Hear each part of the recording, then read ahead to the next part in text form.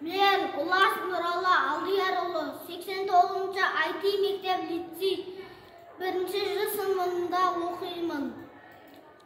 Абай Құнанбайұлы қыз. Ақ киімді, денелі, ақ сақалды, соқыр мылқау танымас тірі жанды, үсті басы аққырау, түсі суық, басқан жері сықырлап келіп қалды. Дем алысы үскілік аяз бен қар, кәдік құдан қыс келіп әлек салды. Ұшпадай бөркін киген оқшыр айтып, аяз бенен қызарып ажарланды. Бұлттай қасы жауып екі көзі, басын күлкісі қар жауып мазамдалды.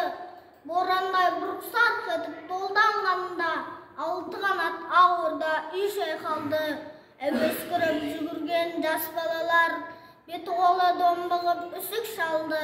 Шидеммен тоң қабаттап киген малшы, бет қарауға шыдамай теріс айналды.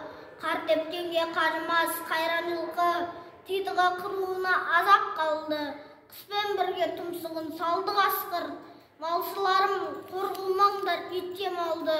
Соңға малды жайып күзетіңдер, ұйқы өлтірмес, қайрат қыл босқа малды. Ит жегенше Қондыбай қанай жесін, құр жүрер мына ант тұрған кәр шалды.